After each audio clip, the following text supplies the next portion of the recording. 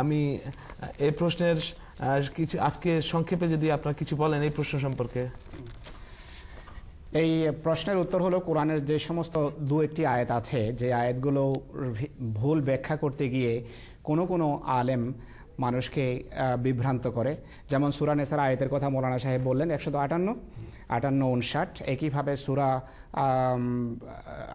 আলে ইমরানের 56 নম্বর আয়াত থেকেও বলে যে আল্লাহ তাআলা হযরত ঈসা আলাইহিসসালাতু ওয়াস সালামের রাফা করেছেন। সূরা আলে ইমরানে আল্লাহ তাআলা বলেছেন যে ইন্নী মুতাওয়াফিকা ওয়া রাফিউক, আমি তোমাকে মৃত্যু দেব এবং তোমাকে উঠাবো। সূরা নিসাতে আল্লাহ তাআলা বলছেন যে আমি তোমাকে আমার দিকে উত্থিত করেছি। তার মানে উঠানোর কাজ, অর্থাৎ তার আধ্যাত্মিক উন্নতি হয়ে গেছে। রাফা শব্দ সব মৃত্যুর জন্য ব্যবহার হয়েছে, আকাশে যাওয়ার জন্য নয়। যেমন আমরা আল্লাহর দিকে যাই, কোরআনের এই আয়াত বলছে ঈসা আলাইহিস সালামকে আল্লাহর দিকে নিয়ে যাওয়া হয়েছে। সব মানুষ যখন ইন্তেকাল করে আমরা সবাই বলি যে আমরা আল্লাহর পক্ষ থেকে এসেছিলাম, তার দিকে চলে গেছি। আল্লাহর দিকে চলে যাওয়ার অর্থই হলো ইন্তেকাল করা এবং মৃত্যুবরণ করা। আর এই রাফা শব্দ সম্মানজনকভাবে খোদার দিকে ফিরে যাওয়ার জন্য ব্যবহার হয়। হযরত ঈসা আলাইহিস সালামকে আল্লাহ তাআলা সম্মানজনকভাবে, সম্মানের সাথে তার দিকে উঠিয়েছেন, নিয়ে গেছেন। সব নবীর এইভাবে রাফা হয়। রাসূলুল্লাহ যখন ইন্তেকাল করেছেন, তার ইন্তেকালের পর সাহাবারা বলেছেন রাফা আল্লাহু নবিয়াহু, যে আল্লাহ তাআলা তার নবীর রাফা করেছেন। রাসূলুল্লাহ রাফার পর মদিনাতে কবরস্থ হয়েছেন। আর ঈসা আলাইহিস সালাম রাফার পর আকাশে কেন যাবেন? তাই এই বিষয়টা দেখার বিষয়, এবং আয়াতগুলো আসলে ভুল ব্যাখ্যা করে মানুষকে বিভ্রান্ত করা হয়। সেই আয়াতগুলো থেকে আমরা ঈসা আলাইহিস সালামের মৃত্যু প্রমাণ করি। ধন্যবাদ। পরবর্তী কলার কে আছেন? আমার মনে হয় যদি আমরা এখন কলার না নিয়ে এই ভদ্রলোক যিনি প্রশ্ন করেছেন কোটা জামাতের জলসার থেকে, তাকে এটা দেখিয়ে দিই যে বাংলাদেশের আলেম উলামারাও কিন্তু মানেন ঈসা আলাইহিস সালাম মারা গেছেন।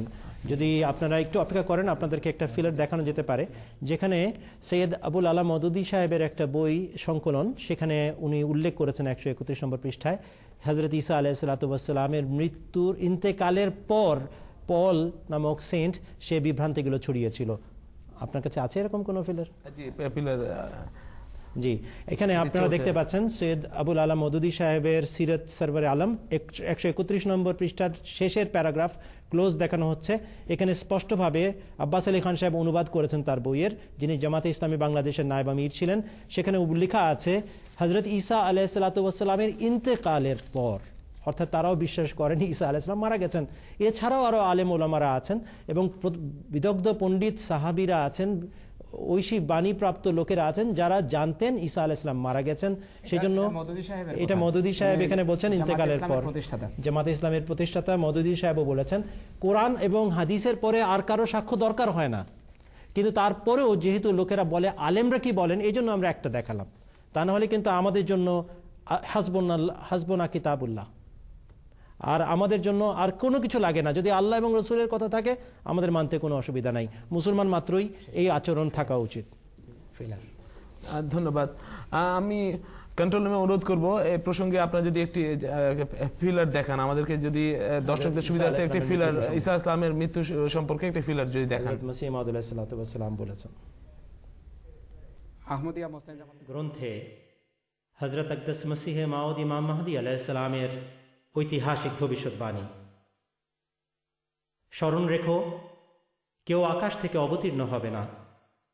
আমাদের সকল বিরুদ্ধবাদী যারা আজ জীবিত তারা সকলে মরবে, কিন্তু তাদের কেউই মরিয়মের পুত্র ঈসাকে আকাশ থেকে অবতীর্ণ হতে দেখবে না। এরপর তাদের সন্তানেরাও মরবে, আর তাদের মধ্য থেকেও কেউ মরিয়মের পুত্র ঈসাকে আকাশ হতে অবতীর্ণ হতে দেখবে না।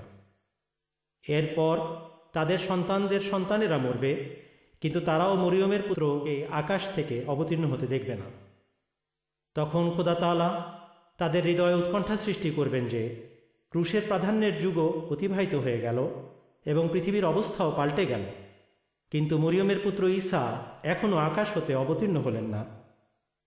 এহেন অবস্থায় বুদ্ধিমান ব্যক্তিরা দেখতে দেখতে এই বিশ্বাসের প্রতি বীতশ্রদ্ধ হয়ে পড়বেন।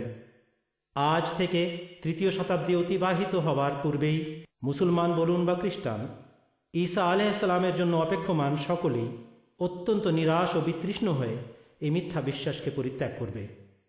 তখন পৃথিবীতে কেবল একই ধর্ম এবং একই নেতা হবেন। আমি কেবল একটি বীজ বপন করতে এসেছি, অতএব আমার হাতে সেই বীজ বপিত হয়েছে। এখন তা বড় হবে এবং বিকশিত হবে কেউ একে প্রতিহত করতে পারবে না।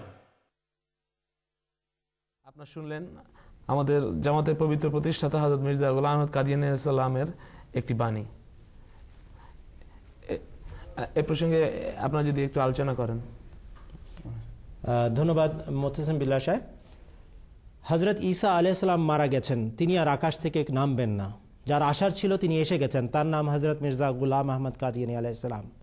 চাইলে মানেন, চাইলে অস্বীকার করেন। আমাদের দায়িত্ব আপনাদের কাছে বাণী পৌঁছে দেওয়া, বার্তা পৌঁছে দেওয়া। আলেম ওলামাদের উপর যদি আপনারা ভরসা করে ইমানের দায়িত্ব তাদেরকে দিয়ে থাকেন, তাহলে আপনাদের বিষয় এটা। কিন্তু কোরআন শরীফ বলে লা তাজিরু ওয়াজিরাতুম বিজরা উখরা, একের বোঝা অপরে টানিবে না। আলেম নিজের কবরে নিজের হিসাব দিবে, আর আপনি মুসলমান হিসাবে নিজের দায়িত্ব নিজে পালন করবেন।